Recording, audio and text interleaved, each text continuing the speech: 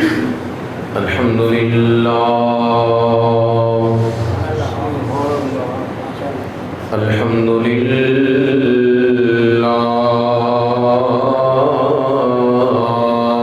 وكفى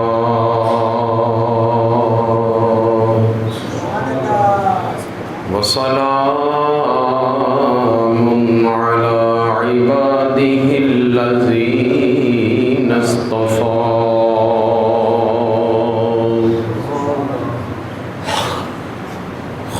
خصوصا على أفضل الأنبياء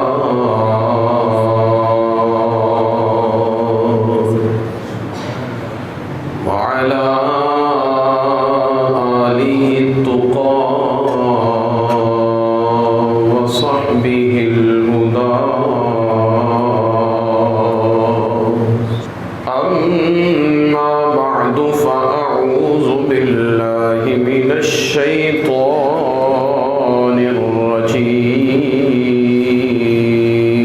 الرجيم بسم الله الرحمن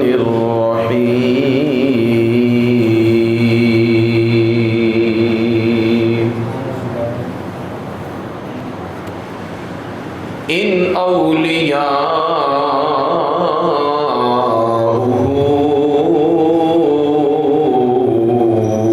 إلا المتقون صدق الله مولانا العظيم وبلغنا رسوله النبي الكريم الأمين إن الله وملائكته يصلون على النبي يا أيها الذين آمنوا صلوا عليه وسلموا تسليما الصلاة والسلام عليك يا رسول الله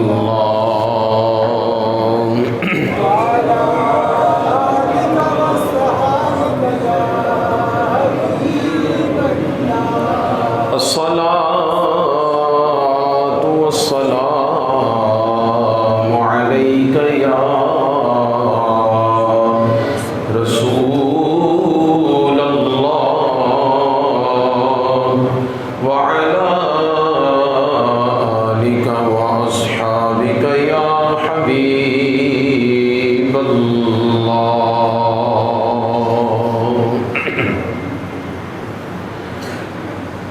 صل على نبينا صل على محمد صل على شفيعنا صل على محمد فوق كمال حسن حضور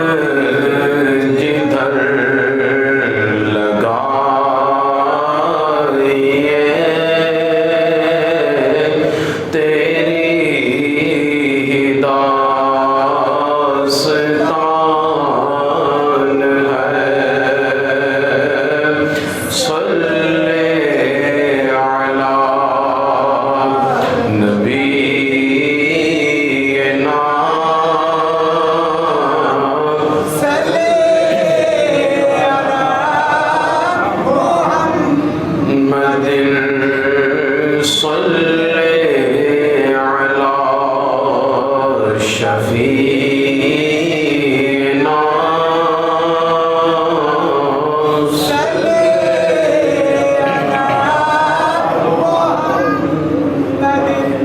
اللہ تبارک و تعالی جل جلالہ و عز برہانہ کی حمد و ثنا حضور نبی کریم رؤوف الرحیم تاجدار مدینہ سرور قلب و سینہ سید المرسلین قائد الغر المحجلین خاتم النبیین خاتم المعصومین محبوب جہاں باعث تخلیق کائنات فخر موجودات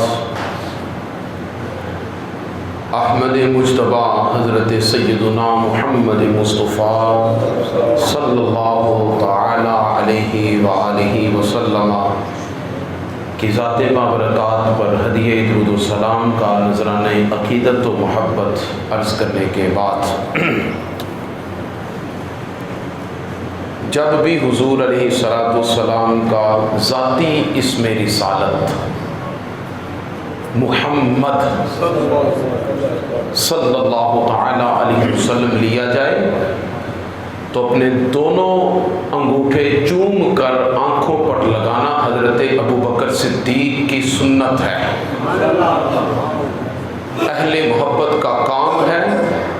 اور حضور علیہ السلام ارشاد فرماتے ہیں من فعل مثل ما فعل خلیلی، یعنی حضور علیہ السلام نے خود دیکھا کہ آقا علیہ السلام کا اسم رسالت ابوبکر صدیق نے چوم کر انگوٹھے چوم کر آنکھوں سے لگائے، تو جب حضور نے دیکھا تو حضور نے فرمایا من فعل مثل ما فعل خلیلی، میرے اس دوست جیسا جس نے بھی عمل کیا، قیامت تک جس نے بھی میرے اس دوست جیسا عمل کیا، انا طالبہ فی صفوف القیامہ، میں اسے قیامت کی صفوں کے اندر سے تلاش کر لوں گا، قیامت کی صفوں کے اندر سے میں اسے تلاش کروں گا، انا طالبہ فی صفوف القیامہ وقائدہ فی الجنہ، اور اسے تلاش کر کے اس کا ہاتھ پکڑ کے اسے جنت میں داخل کر دو۔ عمل کیا ہے جی؟ انگوٹھے چوم کر کیا عمل ہے جی؟ انگوٹھے چوم کر آنکھوں سے لگانا۔ حضور فرماتے ہیں جو ایسا کرے گا میں اسے قیامت کی صفوں سے تلاش کر کے جنت تک پہنچاؤں گا۔ اور یہ سنت کس کی ہے؟ حضرت ابو بکر صدیق رضی اللہ تعالی عنہ کی یہ سنت ہے۔ اس لیے جہاں کہیں بھی جب بھی حضور علیہ السلام کا اسم گرامی جس کے منہ سے بھی سنیں تو فوراً اپنے انگوٹھے اس نیت کے ساتھ چومیں کہ میرے محبوب دیکھ رہے ہیں، حضور سماعت فرما رہے ہیں۔ میں بند کمرے کے اندر بیٹھ کر بھی حضور کا نام اسم گرامی چوموں گا تو مدینے کے تاجدار مجھے ادھر بھی دیکھ رہے ہیں۔ دیکھیں نا، اگر حضور دیکھ ہی نہ رہے ہوں اور حضور کو اگر پتہ ہی نہ ہو کہ میرا نام کس نے چوم کر انگوٹھے چوم کے آنکھوں سے لگائے تو پھر حضور سے قیامت کی صفوں سے تلاش کیسے کریں گے؟ اس حدیث مبارکہ کا جو متن ہے وہ ہمیں اس چیز پر دلالت کرتا ہے کہ جس صدی میں، جس سال میں اور جس مقام پر جو بھی کوئی حضور کریم علیہ السلام کا اسم رسالت محبت کے ساتھ چومتا ہے، حضور اسے دیکھتے بھی ہیں، جانتے بھی ہیں، پہچانتے بھی ہیں، تبھی حضور اسے محشر کی صفوں کے اندر سے تلاش بھی کریں گے اور پھر اسے تلاش کر کے جنت کے اندر پہنچا دیں گے۔ اس لیے حضور علیہ السلام کی محبت، آقا کریم علیہ السلام کی اطاعت ہر چیز سے لازمی اور ضروری چیز ہے۔ نماز سے بھی جو ضروری ہے وہ محبت مصطفیٰ ہے، روزے سے بھی جو ضروری ہے وہ محبت مصطفیٰ ہے، حج سے بھی جو ضروری ہے وہ محبت مصطفیٰ ہے۔ الغرض کہ کائنات کے اندر ہر چیز سے ضروری جو ہے وہ محبت مصطفیٰ ہے. کیوں ضروری ہے؟ کس وجہ سے ضروری ہے؟ نماز سے، قرآن سے، اطاعت سے، دیگر سارے اعمال سے حضور کی محبت کیوں ضروری ہے؟ اس لیے ضروری ہے کہ اللہ تعالیٰ اپنے حبیب علیہ السلام سے محبت فرماتا ہے. اللہ تعالیٰ اپنے حبیب علیہ السلام سے محبت کرتا ہے. غور کریں، نماز پڑھنا خدا کی سنت نہیں ہے. نماز خالق کی بندہ پڑھتا ہے، اللہ کی سنت نہیں ہے. روزہ خالق کے لیے مخلوق رکھتی ہے، خدا کی سنت نہیں ہے. حج خالق کی رضا کے لیے مخلوق کرتی ہے، خدا کی سنت نہیں ہے. آپ دیگر جتنے بھی اچھے اعمال ہیں وہ سارے کے سارے اعمال اگر دیکھیں تو وہ سارے کے سارے اچھے اعمال مخلوق کرتی ہے. کس کے لیے کرتی ہے؟ خالق کی رضا کے لیے کرتی ہے. محبت مصطفیٰ یا درود و سلام ایک ایسا واضح اور بالکل محبت والا عمل ہے کہ اگر آپ اسے دیکھیں تو خدا بھی اپنے مصطفیٰ سے محبت کرتا ہے اور خدا کا منشا بھی یہی ہے کہ میری مخلوق میں سے ہر کوئی میرے مصطفیٰ سے محبت کرے. اس لیے محبت مصطفیٰ تمام اعمال میں سے سب سے زیادہ ضروری اس لیے ہو گیا کہ سارے کے سارے اعمال مخلوق میں سے کسی نہ کسی کی سنت ہے، لیکن محبت مصطفیٰ خالق کی سنت ہے. محبت مصطفیٰ اللہ رب العالمین کی سنت ہے. اس لیے حضور کریم علیہ الصلوۃ والسلام سے محبت کرنا ہر کسی پر لازم اور ضروری ہے. پھر حضور علیہ الصلوۃ والسلام کو اللہ تعالیٰ نے اپنی ذات کا اور اپنی صفات کا مظہر بنایا ہے. اپنی ذات و صفات کا اللہ تعالیٰ نے حضور علیہ الصلوۃ والسلام کو مظہر بنایا ہے. اور اسی طرح جس طرح اللہ تعالیٰ نے حضور کریم علیہ الصلوۃ والسلام کی ذات اقدس کو اپنی ذات کا مظہر بنایا، اسی طرح اللہ تعالیٰ نے حضور علیہ الصلوۃ والسلام کے اولیاء کو حضور علیہ الصلوۃ والسلام کی شانوں کا مظہر بنایا. حضور علیہ الصلوۃ والسلام کی شانوں کا مظہر بنایا. حضور نبی کریم علیہ الصلوۃ والسلام کی محبت کے ساتھ، تعظیم کے ساتھ، ادب کے ساتھ آپ علیہ الصلوۃ والسلام کی اطاعت و فرما برداری کر کے بندہ اس مقام پر پہنچ جاتا ہے کہ اللہ تعالیٰ اسے اپنا ولی بنا لیتا ہے. اسے اپنا ولی بنا لیتا ہے. حضور علیہ الصلوۃ والسلام کی اطاعت، فرما برداری، آپ کی تعظیم کے بغیر کوئی ولی نہیں بن سکتا. اس کا تو ایمان شک میں پڑ جاتا ہے جو حضور علیہ الصلوۃ والسلام کی اطاعت نہ کرے، آپ علیہ الصلوۃ والسلام کی تعظیم نہ کرے، اس کا تو اپنا ایمان شک میں پڑ جاتا ہے. امام الوقت حضرت امام عبد الوہاب شعرانی رضی اللہ تعالی عنہ آپ تو فرماتے ہیں کہ لم یکن الاقطاب اقطابا والاوتاد اوتادا الا بتعظیم رسول اللہ صلی اللہ تعالی علیہ وسلم. آپ فرماتے ہیں کہ کوئی کتب اس وقت تک کتب نہیں بن سکتا، کوئی اوتاد اس وقت تک اوتاد نہیں بن سکتا جب تک وہ سر سے لے کر پاؤں تک حضور نبی کریم علیہ الصلوۃ والسلام کی تعظیم میں، آپ کی محبت میں رنگا ہوا نظر نہ آئے. حضور علیہ الصلوۃ والسلام کی تعظیم، حضور علیہ الصلوۃ والسلام کی توقیر، پیارے محبوب علیہ الصلوۃ والسلام کی محبت اسے اس کے ظاہر و باطن سے نظر آئے. جب اسے دیکھیں تو مصطفیٰ کریم علیہ الصلوۃ والسلام کی تصویر نظر آئے. اسے کوئی وضاحت دینی نہ پڑے، اسے کوئی اپنی شناخت نہ کروانی پڑے، اسے کوئی اپنا حلیہ بتانے کی ضرورت نہ پڑے. نہیں، اذا رؤوا ذکر اللہ، جب آپ اس کے چہروں کے دیکھیں تو چہرہ ہی تمہیں بتائیں کہ یہ مصطفیٰ کی تصویر ہے. جب اس کا چہرہ ہی ایسا ہوگا تو پھر فرماتے ہیں کہ اقطاب بھی انہی کی برکت سے بنتے ہیں، اوتاد بھی انہی کی برکت سے بنتے ہیں. اللہ تعالیٰ جنہیں ولایت کے اندر مقام درجات عطا کرتا ہے وہ حضور نبی کریم علیہ الصلوۃ والسلام کی وجہ سے عطا کرتا ہے. تو اللہ تعالیٰ کی ایک شان ہے، اللہ تعالیٰ کی ایک شان ہے. کیا؟ اللہ تعالیٰ کی یہ شان ہے کہ اذا اراد اللہ شیئا ان یقول له کن فیکون. اللہ تعالیٰ کی یہ شان ہے کہ وہ جس سے فرما دیتا ہے کہ ہو جا، وہ ویسے کا ویسے ہو جاتا ہے. ہم ہم نے کچھ بھی کرنا ہو اس کے لیے پلاننگ کرنی پڑتی ہے، اس کے لیے محنت کرنی پڑتی ہے، اس کے لیے ہمیں تبدو کرنی پڑتی ہے، اس کے لیے ہمیں اس کے اسباب تلاش کرنے پڑتے ہیں، لیکن یہ ساری کی ساری چیزیں ہمارے لیے ہیں، لیکن اللہ تبارک و تعالیٰ کے لیے یہ ساری چیزیں نہیں ہیں۔ خداوند قدوس نے ساتوں آسمانوں کو بنایا تو کیسے بنایا؟ فقط کن فرمایا تو آسمان بن گئے۔ اللہ تعالیٰ نے ساتوں زمینوں کو بنایا تو خدا نے کن فرمایا تو ساتیں زمینیں بن گئی۔ اللہ تعالیٰ نے اسی طرح جتنا مرضی بڑا پروجیکٹ ہو، جتنا مرضی بڑا کام ہو، اللہ تبارک و تعالیٰ جل مجدہ الکریم کے ارادہ قدرت کے اندر فقط آنے کی چیز ہے، فقط ارادہ قدرت کے اندر آنے کی دیر ہے۔ خدا فقط سوچتا ہے تو ویسے ہی ہو جاتا ہے۔ یہ شان ہے اللہ تعالیٰ کی۔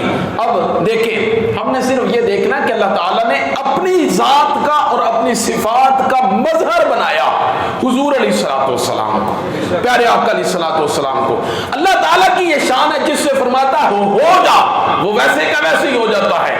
حضرت امام مسلم، یہ صحیح مسلم شریف ہے، سیاستہ کے اندر دوسرا نمبر ہے اس کتاب کا، سیاستہ کے اندر دوسرا نمبر ہے۔ حضرت امام مسلم رضی اللہ تعالی عنہ اپنی مسلم شریف کے اندر یہ روایت لے کر آئے ہیں کہ آپ فرماتے ہیں کہ حضور نبی کریم علیہ الصلوۃ والسلام کو بھی اللہ تعالیٰ نے یہ عظمت، یہ شان عطا فرمائی۔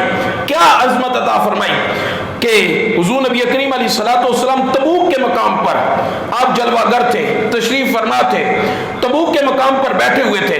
پیارے آقا علیہ الصلوۃ والسلام نے تبوک کے مقام پر جب صحابہ کرام رضوان اللہ تعالی علیہم اجمعین حضور نبی کریم علیہ الصلوۃ والسلام کے گرد جلوہ گر ہیں، تو اللہ کے پیارے حبیب علیہ الصلوۃ والسلام آپ تشریف فرمائے، دور سے ایک شخص آتا ہوا نظر آیا کہ وہ حضور نبی کریم علیہ الصلوۃ والسلام کی طرف آ رہا تھا۔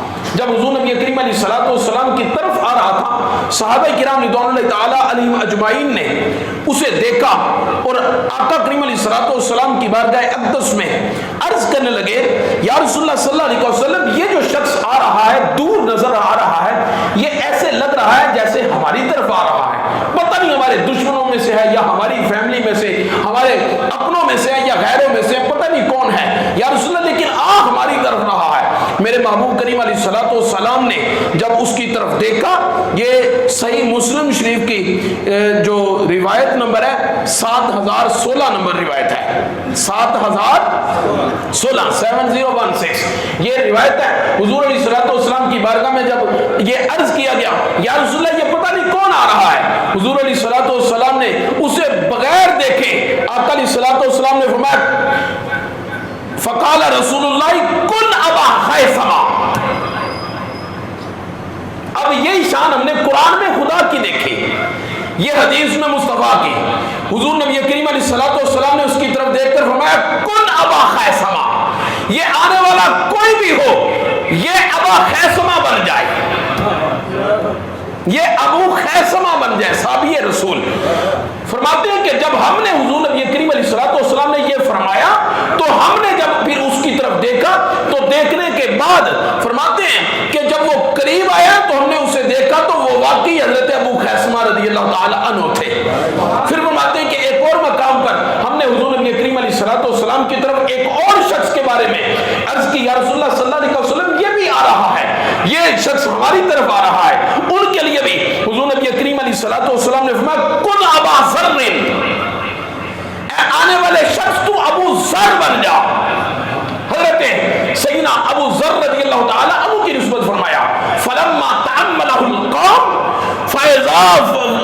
فقال یا رسول اللہ فاذا ہوا ابا ذر۔ فرماتے ہیں کہ جب ہم نے اسے دیکھا، حضرت ابو خیثمہ کا تو دور سے آ رہے تھے، پہچانا نہیں، یہ فرماتے ہیں کہ ہم نے ان کو تو دیکھا تھا کہ یہ حضرت ابو ذر بھی نہیں تھے، یہ کوئی اور شخص تھا، فقط حضور کی بارگاہ میں یہ عرض کیا تھا کہ یا رسول اللہ یہ آنے والا ہماری طرف آ رہا ہے۔ میرے کریم محبوب علیہ الصلوۃ والسلام نے فرمایا، کن ابا ذر، آنے والا کوئی بھی ہو ابو ذر بن جا۔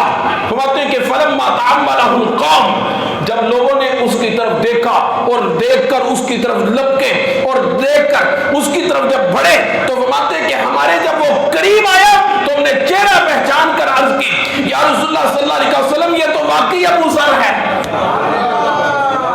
یا رسول اللہ صلی اللہ علیہ وسلم یہ واقعی ابو ذر ہے۔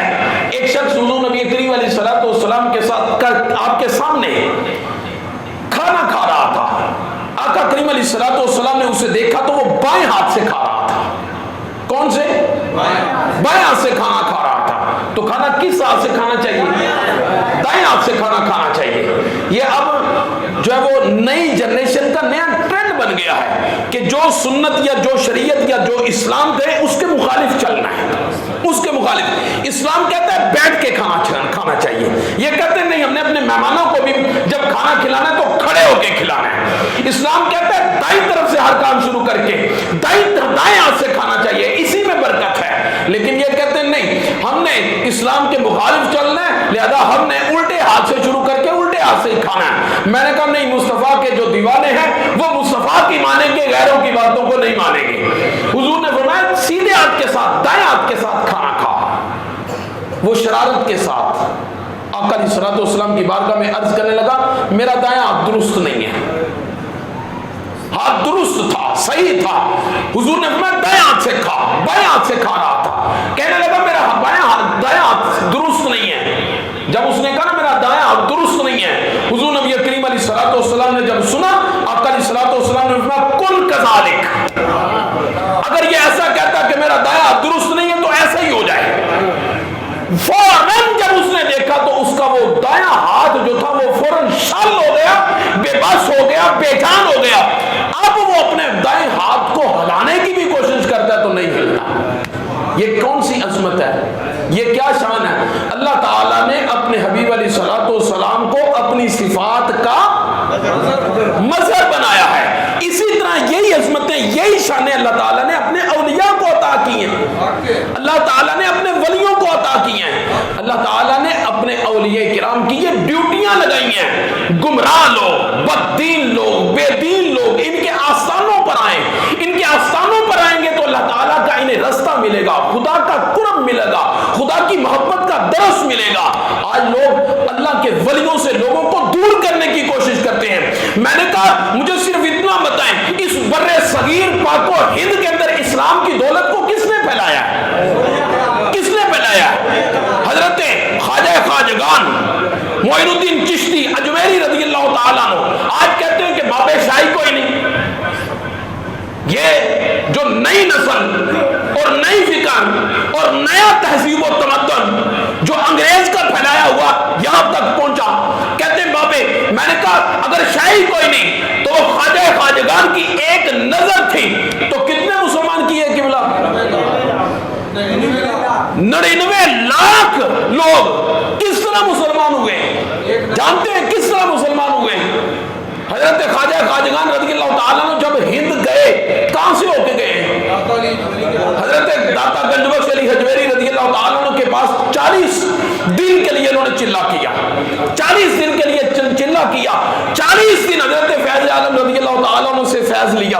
40 دن کے فیض کا یہ حال تھا کہ جب آپ گنج بخش رضی اللہ تعالیٰ عنہ کی چوکھٹ سے باہر نکلے تو آپ نے اپنا جو چہرہ تھا وہ چھپایا ہوا تھا، اس طرح چھپا کر چلتے تھے، یہاں پہ رکھ کے، صرف سامنے سے نظر نہیں آتا تھا، زمین نظر آتی تھی، ایسے چلتے تھے۔ چلتے چلتے چلتے چلتے جب آپ ہندوستان پہنچے، ہندوستان لوگوں نے جب انکار کیا، خدا کی قسم 99 لاکھ مسلمانوں نے آپ کی تبلیغ پر نہیں، قرآن و سنت پر نہیں، آپ کے بلانے پر نہیں، داتا گنج بخش سے جو فیض ملا تھا وہ فیض والا چہرہ فقط اپنے چہرے سے کپڑا ہٹایا، وہ کپڑا ہٹنے کی دور تھی کہ جتنے لوگ سامنے آتے تھے وہ یہ کہہ کے مسلمان ہو جاتے تھے یہ چہرہ جھوٹا نہیں ہو سکتا، یہ چہرہ اللہ کے ولی کا چہرہ ہے۔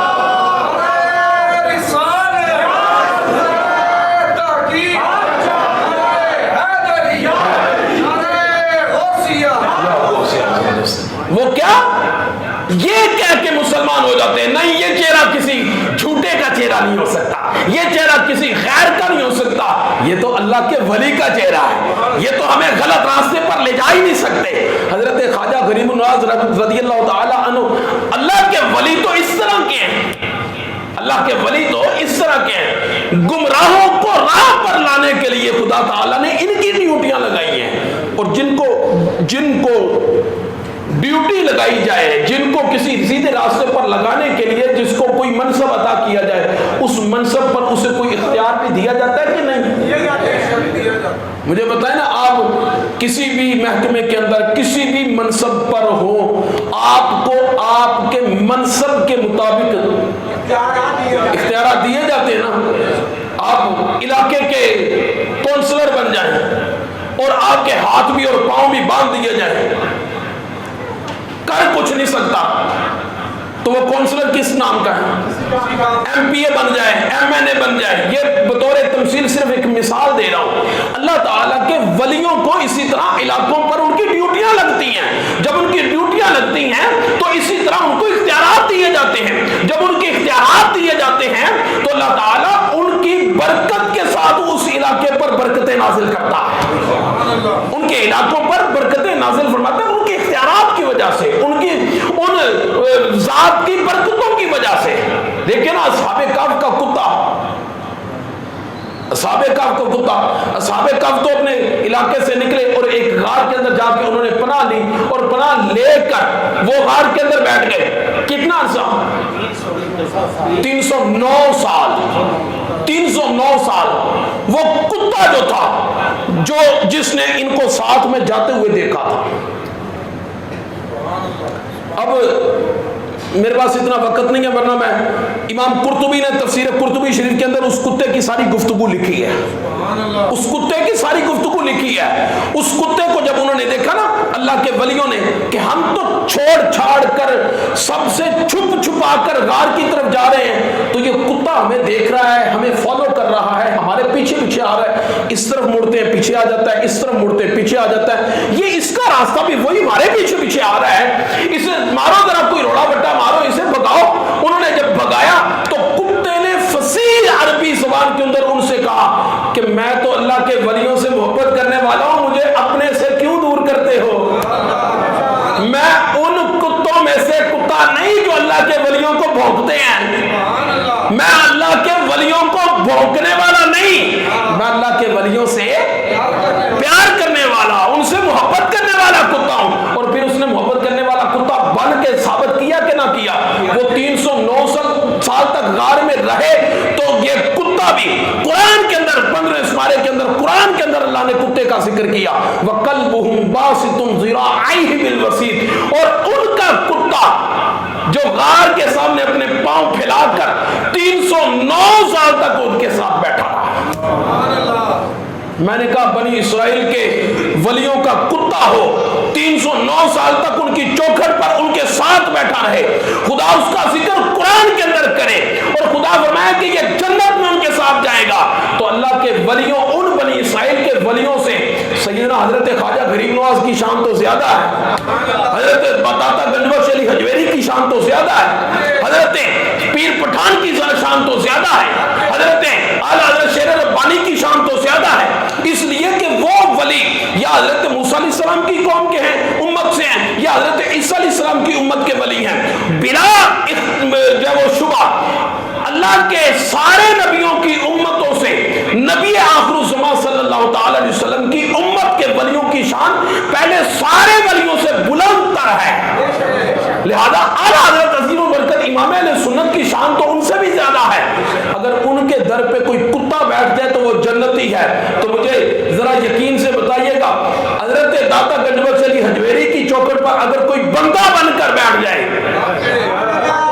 ذرا بولیں تو صحیح۔ حضور غوث پاک رضی اللہ تعالی عنہ سے کسی نے پوچھا فقیر کسے کہتے ہیں، فقیر کسے کہتے ہیں؟ آپ نے فرمایا تم تو یہ سمجھتے ہو فقیر اسے کہتے ہیں جس کے پاس پیسے نہیں ہیں، جس کے پاس مال و دولت نہیں ہے، جو غریب ہے، جو ناتواں ہے، جس کے پاس کچھ بھی نہیں ہے، تم سمجھتے ہو فقیر اسے کہتے ہیں، لیکن ہماری اصطلاح میں فقیر کچھ اور ہوتا ہے، ہماری اصطلاح میں فقیر کچھ اور ہوتا ہے۔ بہجت الاسرار کے اندر سیدنا غوث اعظم جیلانی رضی اللہ تعالیٰ عنہ کا یہ فرمان علی شان موجود ہے. آپ نے فرمایا الفقیر الذی من قال لشیء کن فیکون. وہ پہلا کن جو خدا کے لیے تھا، وہ دوسرا کن جو مصطفیٰ کے لیے تھا. اب مصطفیٰ کی عطا سے حضرت سیدنا غوث اعظم جیلانی کے لیے بہجت الاسرار کے اندر آپ نے فرمایا فقیر اللہ کا کامل ولی وہ ہوتا ہے جو جس طرف دیکھتا ہے اور پھر اس کو دیکھ کر جیسا کہہ دیتا ہے خدا اسے ویسے ہی بنا دیتا ہے. الفقیر الذی من قال لشیء کن فیکون. فقیر وہ ہے جو جس کسی چیز کو دیکھتا ہے پھر دیکھ کر اسے جیسا کہہ دیتا ہے وہ ویسے کا ویسے ہی ہو جاتا ہے. عزیزان گرامی قدر ولی ہوتا کون ہے؟ ولی کون ہوتا ہے؟ ہماری اصطلاح میں جو اولیاء کرام کا سلیبس ہے نا بہت وسیع ہو گیا ہے، بہت وسیع. ہم سمجھتے ہیں جو 6 مہینے نہائے نا اور وہ ولی بن جاتا ہے. ہم سمجھتے ہیں کہ جو یہ اپنے کندھوں سے نیچے تک لٹے بڑے بڑے بال رکھ لے وہ ولی بن جاتا ہے. ہم کہتے ہیں ہر وقت مریدوں میں مریدنیوں میں بیٹھا رہے، سارا کچھ کرے، اور جب نماز کا وقت آئے تو نماز کے لیے مسجد میں نہ آئے، وہ بڑا پہنچا ہوا اللہ کا ولی ہے. اور جب اس سے پوچھا جائے کہ بھائی نماز کا ٹائم ہے، نماز کے لیے کیوں نہیں جاتے؟ وہ کہتے ہیں جی میں کعبے جا کے پڑھنا. کیوں جی؟ روٹی یہاں پہ کھانی ہے، پانی یہاں پہ پینا ہے، مریدوں کو یہاں پہ ملنا ہے، اپنی دیگر حاجات ساری کی ساری وہ یہاں پہ ہیں، تو نماز جا کے کعبے پہ یا تو نا پھر کھانا پینا بھی چھوڑ دے. وہ جو مجذوبوں کی شان ہے وہ علیحدہ ہے، لیکن اعلیٰ حضرت عظیم البرکت امام اہل سنت نے فتاوی رضویہ شریف کے اندر 4 شرطیں لکھی ہیں. 4 شرطیں لکھی ہیں. اللہ کا ولی کون سا ہوتا ہے؟ پیر کون سا ہوتا ہے جس کی آپ بیعت کر سکتے ہیں، جس کے ہاتھ پر ہاتھ رکھ کر آپ اللہ رب العزت جل مجدہ الکریم کے دربار تک پہنچ سکتے ہیں. صرف یہ چھوٹی سی چیز ہے، لازمی سنیں. اللہ کے ولی کو جب وہ اس دائرہ کو وسیع کر کے ہر کوئی اس کے اندر آ کر اپنے آپ کو اس میں شامل کرنے کی کوشش کرتا ہے اور دبا لگتا ہے اہل سنت و جماعت پہ، دھپا لگتا ہے اہل سنت و جماعت پہ. اعلیٰ حضرت عظیم البرکت امام اہل سنت سے پوچھا گیا پیر کسے کہتے ہیں؟ آپ نے ہمیں یہ 4 شرطیں جس کے اندر ہوگی وہ پیر ہو سکتا ہے. دوسرا بندہ اللہ کا ولی نہیں ہو سکتا، وہ پیر نہیں ہو سکتا. نہ اس کی پیری جائز ہے، نہ اس کا مرید ہونا جائز ہے. کون سی؟ آپ نے سب سے پہلی شرط یہ ہے اول سنی صحیح العقیدہ مطابق عقائد علماء حرمین شریفین جو اس وقت کے تھے، آج کے نہیں، اس وقت کے تھے، ان کے عقائد کے مطابق جس کا عقیدہ ہوگا سنی ہوگا.